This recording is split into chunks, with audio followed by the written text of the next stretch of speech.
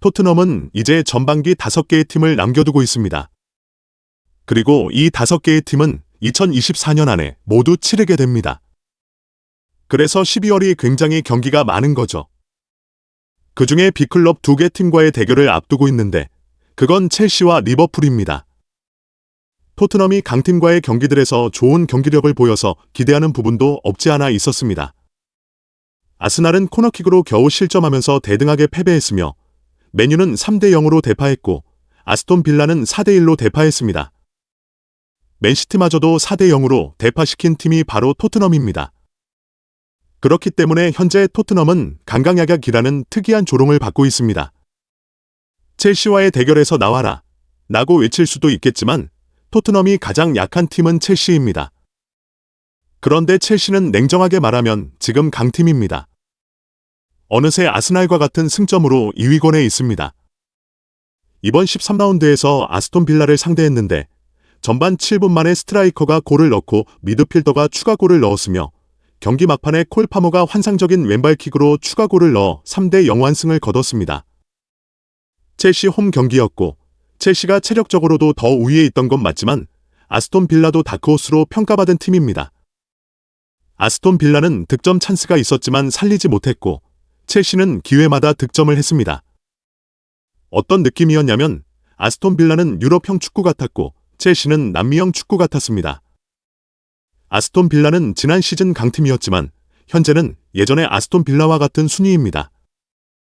리그에서는 12위에 머물러 있지만 챔스에서는 강호 유벤투스와 비기며 3승 1무 1패로 잘 나가고 있습니다. 프리미어 리그가 얼마나 치열한지 알 수 있는 대목입니다. 토트넘이 아스톤 빌라를 이긴 건 대단한 업적이 아니었습니다. 첼시도 쉽게 이겼기 때문입니다. 토트넘이 첼시를 상대하는 건 바로 일주일 후입니다. 과연 이길 수 있을까요? 현재로선 승률을 30% 정도로 봅니다. 왜냐하면 토트넘은 맨시티를 이긴 팀이지만 리버풀이 맨시티를 깔끔하게 이겨버렸기 때문입니다. 맨시티는 최근 7경기에서 1무 6패라는 불가사의한 성적을 기록 중입니다. 토트넘이 맨시티를 이긴 것은 네임밸류 높은 팀을 이긴 것이지 강팀을 이긴 건 아니었다는 뜻입니다. 첼시는 현재 강팀입니다. 개막 첫 경기에서 맨시티에게 0대1로 패배했을 뿐 리그 1위를 달리고 있는 리버풀 원정에서 패배했으며 아스날과는 비겼습니다. 첼시는 이번 주중 경기에서 꼴찌팀인 사우스햄튼과 대결을 치릅니다. 첼시가 강해진 이유는 새로운 감독과 더불어 좋은 스쿼드가 기반이 된 조직력 때문입니다.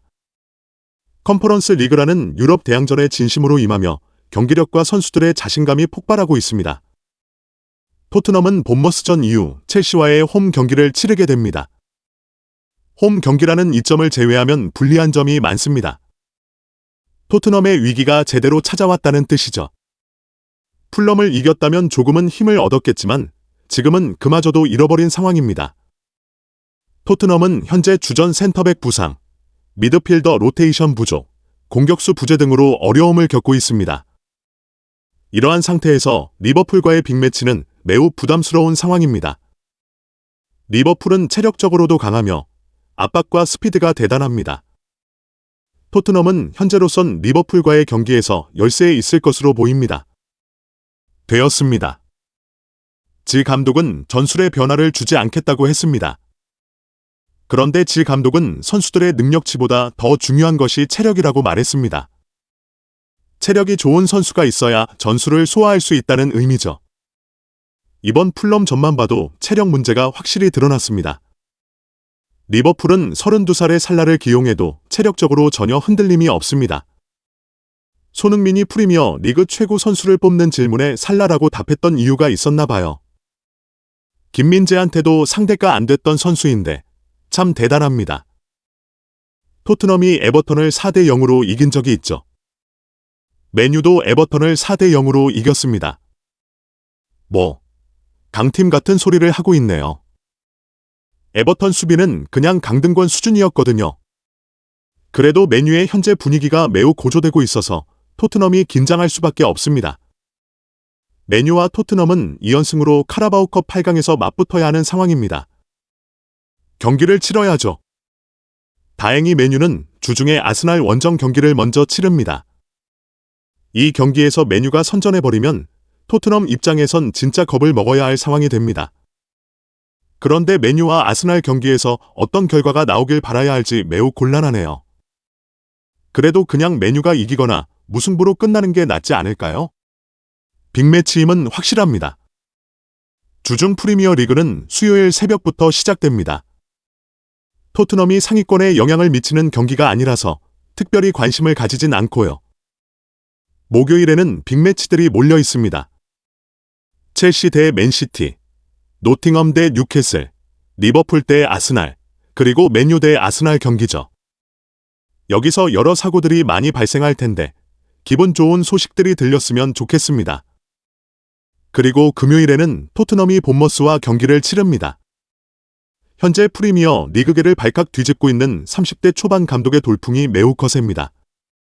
브라이튼이 풀럼과 원정 경기를 치르는데 풀럼이 참교육을 좀 시켜줬으면 좋겠네요. 너희들 강했나? 이런 생각이 들 정도로요.